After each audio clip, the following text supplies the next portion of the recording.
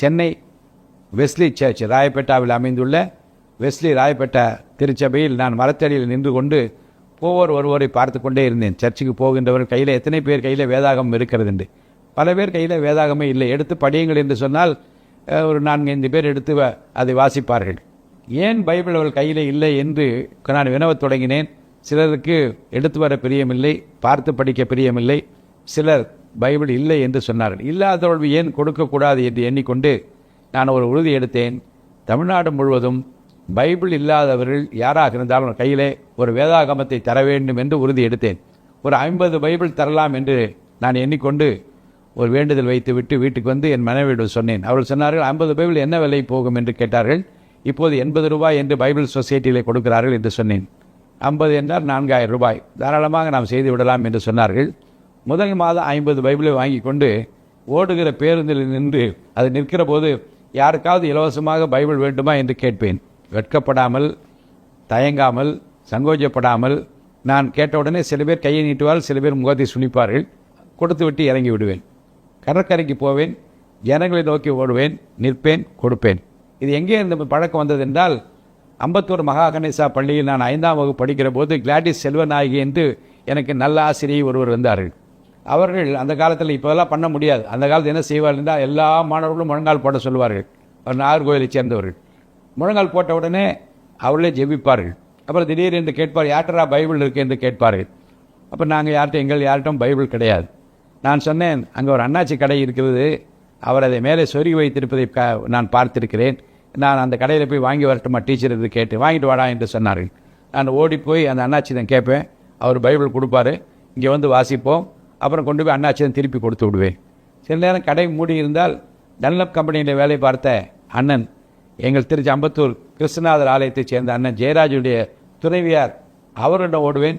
அவர் வீட்டிலேருந்து பைபிளை தருவார்கள். வந்து கிளாஸில் படிப்போம், திருப்பி கொண்டு போய் கொடுத்து விடுவேன்.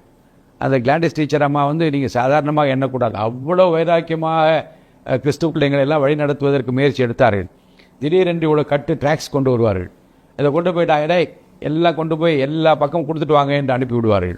பள்ளி கூட நடந்து கொண்டு இருக்கும், எங்களை அனுப்புவார்கள். நான் ஓடிப்போய் ரயில்வே ஸ்டேஷன் நின்று கொண்டு ட்ரெயின் வருகிற போது நிறைய பேர் இறங்குவார்கள், நிறைய பேர் ஏறுவார். வேகமாக அந்த ட்ராக்ஸ் எல்லாம் கொடுத்து விட்டு நான் வந்து விடுவேன். அப்போ 2004 பைபிள் 50 பைபிள் கொடுப்பதற்காக நான் கடற்கரையில் இருக்கிற போது அப்போ ஓடி ட்ராக்ஸ் கொடுத்து அந்த நாட்களை நான் நினைத்துக் கொள்வேன். அந்த ட்ராக்ஸ் ஊழியம் எப்படியெல்லாம் ஆத்துமாக்களை ஆதாயப்படுத்தியது என்பது எனக்கு நன்றாக தெரியும். அதுக்கு பின்னாளில் இந்த 50 பைபிள் நான் கொடுக்க ஆரம்பித்த போது அதை வாங்கி கொண்டவர்கள் பலர் எனக்கு நன்றி சொன்னதும், வாங்கி கொண்டவர்கள் மகிழ்ச்சியோடு அதை ஏற்றுக்கொண்டதும் என் நினைவில் இருக்கிறது. 50 பைபிள் வாங்குவதற்கு 4000 ரூபாய் என்று அது செய்ய முடியுமா என்று நாங்கள் விவாதித்து நானும் என் துணைவியாரும் முடிவெடுத்து செய்த அந்த நாட்களில் பார்க்கிறேன். ஒரு 3 மாதம் பிறகு வருமானம் பெறுகிறது. 100 பைபிள் ஆனது. அப்புறம் ஒரு ஆண்டுக்குள்ளாக அது 500 பைபிள் ஆனது.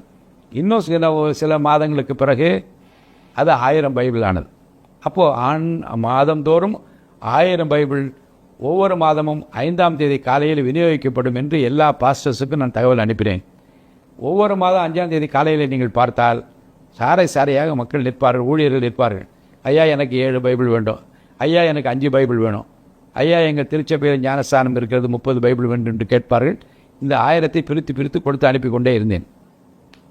ஒரு நாள் என்னுடைய மனைவி சொன்னார்கள், நீங்கள் வீட்டை விட்டு போன பிறகு ஒருத்தர் வந்து ஒரு ரிப்போர்ட் சொன்னார். என்ன என்றால், இங்கேருந்து பைபிள் வாங்கி கொண்டு போகிற சில பேர் சாலை ஓரத்தில் ஒரு சேர் போட்டு உட்கார்ந்து இருக்கிறார், ஒரு பை வைத்திருக்கிறார். இவர் அந்த பைபிளை கொண்டு போய் 50 ரூபாய் 100 ரூபாய் என்று அவரிடம் விட்டு போய் விடுகிறார் என்று சொன்னார்கள். இதை எப்படி நீங்கள் சரியாக செய்ய வேண்டும் என்று அவர்கள் சொன்னார்கள். அப்போ நான் சொன்னேன், சரி இப்போது கொடுக்க ஆரம்பித்து விட்டோம், தொடர்ந்து இப்போ ஒரு 3-4 வருஷமாக கொடுத்து கொண்டிருக்கிறோம். யாராவது ஒருத்தருடைய விற்றால் கூட அவர் பசியாறுவதற்கு அந்த பணம் உதவுகிறது. வாங்குகிறவர் 50-100 ரூபாய் வைத்து தான் விற்கப் போகிறார்.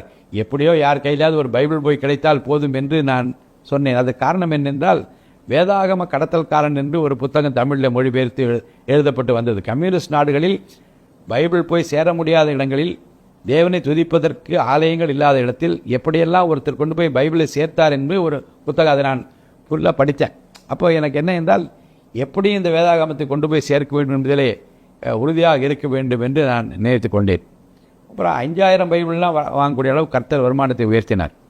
நிறைய இடங்கள் தமிழ்நாடு முழுவதும் யார் யார் பைபிள் கேட்டாலும் எந்த மொழியில் கேட்டாலும் அதை தர வேண்டும் என்று வைத்திருந்தோம். இதற்கிடையில் தான் 2023ஆம் ஆண்டு என்னுடைய துணைவியார் செப்டம்பர் 24ஆம் தேதி எதிர்பாராமல் கர்த்தருக்குள் நித்திரை அடைந்தார்கள். ஆனால் நித்திரை அடைவதற்கு ஒரு வாரத்துக்கு முன்பாக என்னை அழைத்து, இந்த பைபிள் ஊழியத்தை இன்னும் நேர்த்தியாக செம்மையாக நீங்கள் செய்ய வேண்டும் என்று நான் விரும்புகிறேன்.